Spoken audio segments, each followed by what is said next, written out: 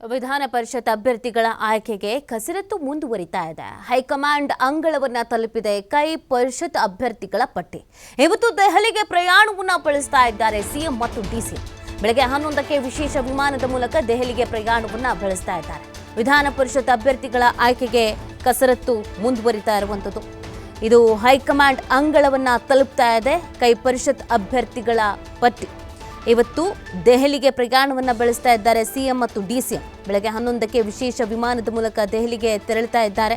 ಮಧ್ಯಾಹ್ನದ ಬಳಿಕ ಹೈಕಮಾಂಡ್ ನಾಯಕರ ಭೇಟಿಯಾಗುವಂಥ ಸಾಧ್ಯತೆ ಇದೆ. ಇನ್ನು ಪರಿಷತ್ನ 11 ಸ್ಥಾನಗಳಿಗೆ 70ಕ್ಕೂ ಹೆಚ್ಚು ಆಕಾಂಕ್ಷಿಗಳ ಪೈಪೋಟಿ ಇದೆ.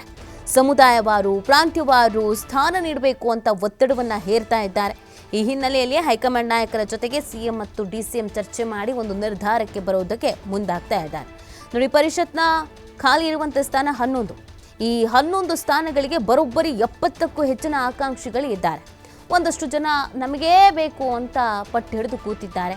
ಆ ಬಣ ಈ ಬಣ ನಮಗೆ ಹಾಗೆ ಕೆಲಸ ಮಾಡಿದ್ದೀವಿ, ಹೀಗೆ ಕೆಲಸ ಮಾಡಿದ್ದೀವಿ, ಇದೊಂದು ಅವಕಾಶ ಕೊಡಲೇಬೇಕು, ಗುರುತಿಸಲೇಬೇಕು ಅನ್ನೋದು ಒಂದು ಕಡೆಯಲ್ಲಿ. ಆದರೆ ಸಮುದಾಯವಾರು ಜೊತೆಗೆ ಪ್ರಾಂತ್ಯವಾರು ನಮಗೆ ಅವಕಾಶ ಬೇಕು ಅಂತ ಕೇಳ್ಕೊಳ್ತಾ ಇದ್ದಾರೆ. ಈ ನಿಟ್ಟಿನಲ್ಲಿ ಇದೀಗ ನಾಯಕರುಗಳು ಹೈಕಮಾಂಡ್ಗೆ ತೆರಳುತ್ತಾ ಇದ್ದಾರೆ. ಹೈಕಮಾಂಡ್ ಅಂಗಳವನ್ನು ತಲುಪ್ತಾ ಇದೆ ಕೈ ಪರಿಷತ್ ಅಭ್ಯರ್ಥಿಗಳ ಪಟ್ಟಿ. ಅಲ್ಲೇ ಕೂತು ಮಾತಾಡಿ ಬಗೆಹರಿಸಿಕೊಂಡು ಯಾರ್ಯಾರು ಅಂತ ಸೆಲೆಕ್ಷನ್ ಮಾಡ್ಕೊಂಡು ಬಂದ್ಬಿಡೋಣ ಅಂತ ಸಿಎಂ ಹಾಗೂ ಡಿಸಿಎಂ ಇವತ್ತು ದೆಹಲಿಗೆ ಪ್ರಯಾಣವನ್ನು ಬೆಳೆಸ್ತಾ ಇದ್ದಾರೆ. ಬೆಳಗ್ಗೆ 11 ಗಂಟೆಗೆ ವಿಶೇಷವಾದಂಥ ವಿಮಾನದ ಮೂಲಕ ದೆಹಲಿಗೆ ಪ್ರಯಾಣವನ್ನು ಬೆಳೆಸ್ತಾ ಇದ್ದಾರೆ. ಹೈಕಮಾಂಡ್ ನಾಯಕರು ಯಾರನ್ನ ಸೂಚಿಸ್ತಾರೆ, ಏನೆಲ್ಲ ಬೆಳವಣಿಗೆ ಆಗತ್ತೆ, ಯಾಕಂದರೆ 70 ಜನ ಆಕಾಂಕ್ಷಿಗಳು ಅಂತಂದರೆ ಸಹಜವಾಗಿ ಒಂದಷ್ಟು ಜನಕ್ಕೆ ಅಸಮಾಧಾನ ಅಂತೂ ಆಗೇ ಆಗತ್ತೆ. ಇರೋದೇ 11 ಸ್ಥಾನ, ಅದರಲ್ಲಿ 70 ಜನ ಕೊಡೋಕ್ಕೆ ಹೇಗೆ ಸಾಧ್ಯ? ಸೊ ಹಾಗಾಗಿ ಒಂದಷ್ಟು ಅಳೆದು ತೂಗಿ ಯಾವ ಆಧಾರದ ಮೇಲೆ, ಯಾವ ಮಾನದಂಡದ ಮೇಲೆ ಯಾರಿಗೆ ಸ್ಥಾನಮಾನಗಳು ಸಿಗುತ್ತೆ ಅನ್ನೋದನ್ನು ಕಾದು ನೋಡಬೇಕಾಗಿದೆ. ಈ ತಲೆನೋವು ನಮಗಾಗದೇ ಇರೋದು ಅಂತ ಸಿಎಂ ಮತ್ತು ಡಿಸಿಎಂ ಹೈಕಮಾಂಡ್ನಲ್ಲೇ ಇದನ್ನು ಇತ್ಯರ್ಥ ಮಾಡ್ಕೊ ಬಂದ್ಬಿಡೋಣ ಅಂತ ಹೊರಟಿದ್ದಾರೆ. ಹೈಕಮಾಂಡ್ ನಾಯಕರು ಯಾವ ಆಧಾರದ ಮೇಲೆ ಯಾರಿಗೆ ಮಣೆ ಹಾಕ್ತಾರೆ, ಯಾರಿಗೆ ಅವಕಾಶ ಸಿಗತ್ತೆ, ಯಾರು ಅವಕಾಶ ವಂಚಿತರಾಗ್ತಾರೆ, ಆ ನಂತರದ ಅಸಮಾಧಾನವನ್ನು ಹೇಗೆ ಸರಿ ಮಾಡ್ತಾರೆ, ಅದೆಲ್ಲವನ್ನು ಕಾದು ನೋಡಬೇಕಾಗಿದೆ. ಒಟ್ಟಿನಲ್ಲಿ ಇವತ್ತು ದೆಹಲಿಗೆ ತೆರಳುತ್ತಾ ಇದ್ದಾರೆ ಸಿಎಂ ಮತ್ತು ಡಿಸಿಎಂ. ಈ ಬಗ್ಗೆ ಮತ್ತಷ್ಟು ಮಾಹಿತಿಯನ್ನು ನೀಡ್ತಾರೆ ನಮ್ಮ ಪ್ರತಿನಿಧಿ ಸ್ವಾಮಿ. 11 ಸ್ಥಾನ ಇದೆ, 70 ಆಕಾಂಕ್ಷಿಗಳಿದ್ದಾರೆ. ಒಂದು ದೊಡ್ಡ ಹನುಮಂತನ ಬಾಲದ ರೀತಿಯಲ್ಲಿಯೇ ಇದೆ ಆಕಾಂಕ್ಷಿತರ ಸಂಖ್ಯೆ. ಸೊ ಇದನ್ನು ಇತ್ಯರ್ಥ ಮಾಡ್ಕೊಬರೋದಕ್ಕೆ ನಾಯಕರುಗಳು ಹೈಕಮಾಂಡ್ಗೆ ಹೋಗೋದು ಬೆಟರ್ ಅಂತ ಹೋಗ್ತಾ ಇದ್ದಾರೆ. ಯಾರನ್ನೆಲ್ಲ ಆಯ್ಕೆ ಮಾಡುವಂಥ ಸಾಧ್ಯತೆ ಇದೆ, ಯಾವೆಲ್ಲ ಮಾನದಂಡದ ಮೇಲೆ ಆಯ್ಕೆ ಮಾಡುವಂಥ ಸಾಧ್ಯತೆ ಇದೆ?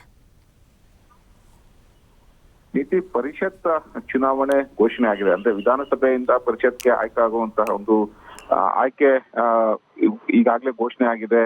ಈ ಹಿನ್ನೆಲೆಯಲ್ಲಿ ಎರಡೂ ಪಕ್ಷ ಅಂದ್ರೆ ಬಿಜೆಪಿ, ಜೆಡಿಎಸ್ ಸೇರಿದಂತೆ ಕಾಂಗ್ರೆಸ್ ಪಕ್ಷದಲ್ಲೂ ಸಾಕಷ್ಟು ಒಂದು ಪೈಪೋಟಿ ನಡೆದಿದೆ. ಅದರಲ್ಲೂ ವಿಶೇಷವಾಗಿ ಆಡಳಿತ ಪಕ್ಷವಾದ ಕಾಂಗ್ರೆಸ್ ನಲ್ಲಿ ಸಾಕಷ್ಟು ಒಂದು ಕಸರತ್ತುಗಳು ಕೂಡ ನಡೀತಾ ಇದೆ. ಯಾರನ್ನ ಆಯ್ಕೆ ಮಾಡಬೇಕು, ಯಾರಿಗೆ ಅವಕಾಶ ಕೊಡಬೇಕು ಅನ್ನೋದು ಕೂಡ ಈಗ ರಾಜ್ಯ ನಾಯಕರಿಗೆ ತಲೆಬಿಸಿ ಉಂಟಾಗಿರೋದು. ಈಗಾಗಲೇ ಸಿಎಂ ಹಾಗೂ ಡಿಸಿಎಂ ನ ಭೇಟಿ ಮಾಡ್ತಿರುವಂತ ನಾಯಕರು ತಮ್ಮ ಆಪ್ತರಿಗೆ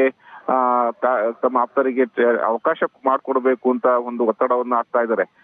ಒಂದು ರೀತಿ 11 ಸ್ಥಾನಗಳಿಗೆ 7 ಸ್ಥಾನಗಳು ಕಾಂಗ್ರೆಸ್ಗೆ ಪಕ್ಕ ಆಗಿರುವಂತದ್ದು. 7 ಸ್ಥಾನಗಳಿಗೆ ಯಾರಿಗೆ ಅವಕಾಶ ಕೊಡಬೇಕು, ಯಾರನ್ನ ಆಯ್ಕೆ ಮಾಡಬೇಕು ಎಂಬ ವಿಚಾರಕ್ಕೆ ಸಾಕಷ್ಟು ಒಂದು ಟೆನ್ಷನ್ ಕೂಡ ಶುರುವಾಗ್ತಾ ಇರುವಂತದ್ದು. ಒಂದು ಕಡೆ ಸಚಿವರು, ಪ್ರಭಾವಿ ನಾಯಕರುಗಳಿಂದ ಒತ್ತಡ, ಮತ್ತೊಂದು ಕಡೆ ಹೈಕಮಾಂಡ್ ಮಟ್ಟದಲ್ಲೂ ಕೂಡ ತೆರೆಮೆರೆಯ ಕಸರತ್ತನ್ನು ಮಾಡ್ತಾ ಇರ್ತಾರೆ. ಹಾಗಾಗಿ ಯಾರಿಗೆ ಕೊಟ್ರೆ ಅವಕಾಶ ಕೊಟ್ರೆ ಭಿನ್ನಾಭಿಪ್ರಾಯಕ್ಕೂ ಮುಂದಿನ ದಿನಗಳಲ್ಲಿ ಬರಬಾರ್ದು ಪಕ್ಷದಲ್ಲಿ ಎಂಬ ವಿಚಾರದಿಂದ ಲೆಕ್ಕಾಚಾರ ಮಾಡಿರುವಂತಹ ಸಿಎಂ ಹಾಗೂ ಡಿಸಿಎಂ ಇಬ್ಬರು ಇವತ್ತು ದೆಹಲಿಗೆ ಹೋಗ್ತಾ ಇದ್ದಾರೆ. ಈಗಾಗಲೇ ಸಾಕಷ್ಟು ಪ್ರಭಾವಿ ಸಚಿವರುಗಳು ಕೂಡ ನಾಯಕ ರಾಜ್ಯ ಕೆಪಿಸಿಸಿ ಅಧ್ಯಕ್ಷರಾದ ಹಾಗೂ ಡಿಸಿಎಂ ಆದಂತ ಡಿ.ಕೆ. ಶಿವಕುಮಾರ್ ಮೇಲೂ ಕೂಡ ಪ್ರಭಾವ ಆಗ್ತಾ ಇರೋದು. ಹಾಗೆ ಸಿಎಂ ಸಿದ್ದರಾಮಯ್ಯ ಅವರ ಮೇಲೂ ಕೂಡ ಒತ್ತಡ ಆಗ್ತಾ ಇರುವಂತದ್ದು. ಮತ್ತೆ ಈಗಾಗಲೇ 7 ಸ್ಥಾನಗಳಿಗೆ ಸಂಬಂಧಪಟ್ಟಂತೆ ಜಾತಿವಾರು, ಪ್ರಾತಿನಿಧ್ಯವಾರು ಕೊಡಬೇಕು, ಅವಕಾಶಗಳನ್ನ ಕೊಡಬೇಕು.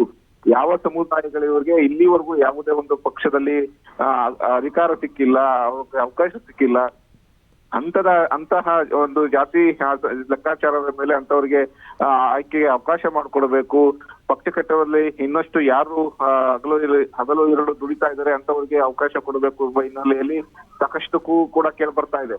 ಹಾಗಾಗಿ ಎಲ್ಲವನ್ನೂ ಕೂಡ ಹೈಕಮಾಂಡ್ Okay. ಬಳಿ ಹೇಳಿ ಅವರು ಯಾವ ಅಭ್ಯರ್ಥಿಗಳಿಗೆ ಅವಕಾಶ ಮಾಡ್ಕೊಡ್ತಾರೆ, ಯಾರಿಗೆ ಅವಕಾಶ ಮಾಡ್ಕೊಡ್ಬೇಕು ಅಂತ ಫೈನಲ್ ಮಾಡ್ತಾರೆ ಅನ್ನೋದು ಕೂಡ ಸಾಕಷ್ಟು ಕುತೂಹಲ ಮೂಡಿಸ್ತಾ ಇದೆ.